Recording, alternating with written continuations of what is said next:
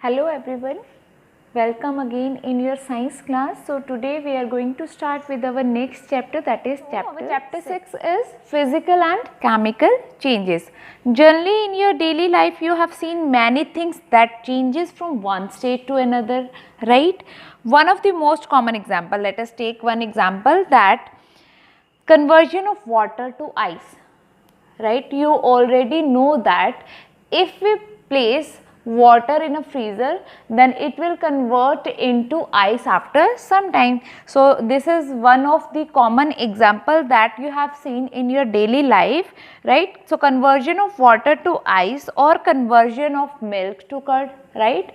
Milk to curd is also one of the most common example that you have seen in your daily life. So conversion of water to ice, conversion of milk to curd, right? These are the changes, right? One more example is that if you cut a paper into small papers, right? If you cut a big piece of a paper into small pieces, that is also a change. And like that there are many more changes also, and you are familiar with many changes that occur in our daily life. Broadly, these changes are of two types. First one is physical change. There are two types of changes. First one is physical and second one is chemical change, right? So let us understand about these changes one by one. So first one is your physical change. So if any substance undergo a change in its physical properties, then that is called as physical change, right? Physical properties are like shape, right? Color, size, state, right? All these are the physical properties. Means if any substance undergo change in its shape, in its color, in its size and in its state, then that means that substance undergo a physical change, right? One important thing about physical change is that physical change is generally reversible in nature, and in such a change no new substance is formed. In physical change no new substance is formed, right? No new substance will form. Let us discuss about some activities related to your physical changes. First one is, just take a piece of paper. You can do this activity at your homes also, right?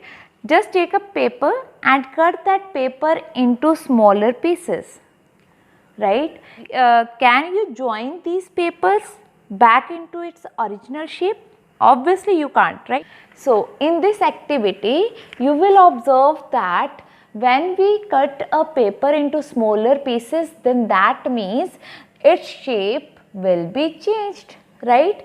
Suppose this is your paper and we have to cut this paper into smaller pieces, then there are many smaller pieces of this paper, and it means this shape of a paper will change, right? And we know that if a shape is changed, then that is your physical change. It means if we cut a piece of a paper into smaller pieces, then that is your physical change. Like this there are many more examples also. Let us take another example. Take some ice in any glass or beaker. This is your another activity, right? You have to just take some ice in any glass or in any beaker, place that glass of ice in the sun, right? You can see that ice will melt. If we place the beaker filled with ice in the sun, then you will observe that ice will be melt after some time, right? Now place that beaker or that glass, whatever you take, again in a freezer. What will you observe? You will observe that water change its state from, first of all, when we put ice in sun, then that means its state changes from solid to liquid. When you put that tumbler again in a freezer, then you will observe that liquid state of water will again converted into your solid state, right? So in this activity or in this example, you will observe that there is a change in state, and change of a state is also physical change.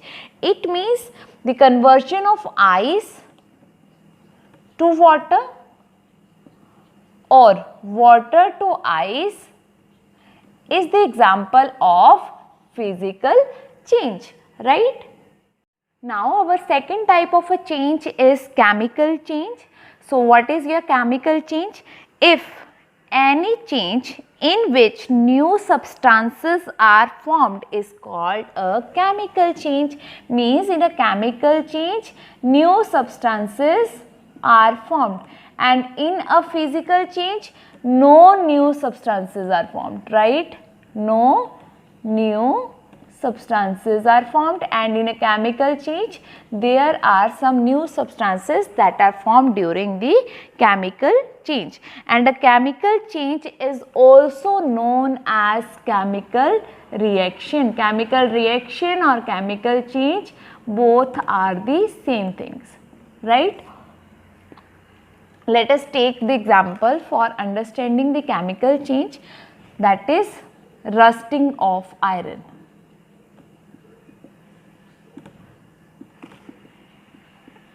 Right? Means you've seen many times that articles that are made up of iron acquire a brownish color after some time. Suppose this is your iron rod.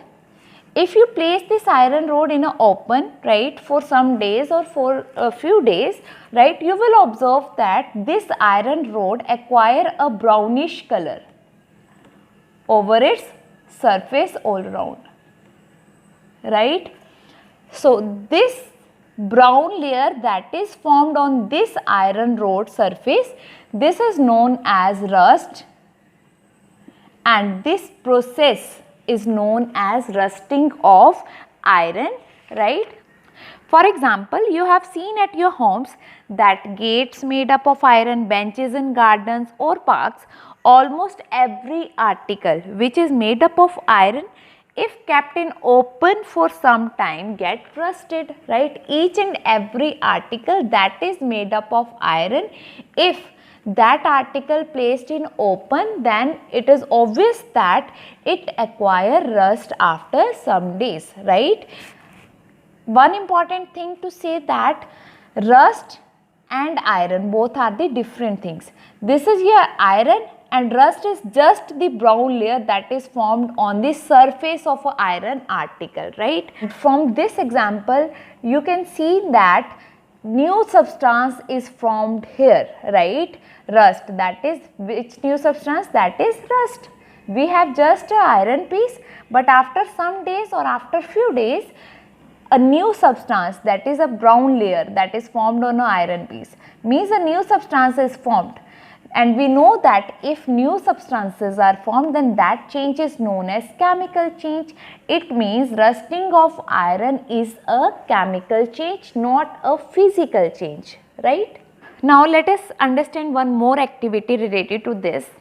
This is not possible to show that activity here, right? So when the schools will reopen, then I will show you that activity. So let's just understand that activity. If we burn the magnesium ribbon, right, it burns with a brilliant white light, and when it is completely burnt, it leaves behind a powdery ash, right? If we burn magnesium ribbon, let us write a chemical reaction, right? For that, suppose we have a magnesium ribbon, right? Symbol of magnesium in short form is Mg. Okay? If we burn this magnesium ribbon with oxygen, in the presence of oxygen or air, right, that is O2, then a new substance is formed, that is magnesium oxide. The ash that is formed is magnesium oxide, and the formula of magnesium oxide is MgO. So, as you know that when magnesium reacts with oxygen, or we can say that when magnesium reacts with air, then it will form magnesium oxide. The ash that is formed is magnesium oxide, and here is again a new substance is formed, that is MgO, magnesium oxide. And we know that if new substances are formed, then that change is known as chemical change, means conversion of magnesium, change of magnesium into ash is the chemical change. Now, one important thing is that we can check this ash, that whether this ash is acidic or basic, that you have already learned in your previous chapter, right? That is chapter 5th.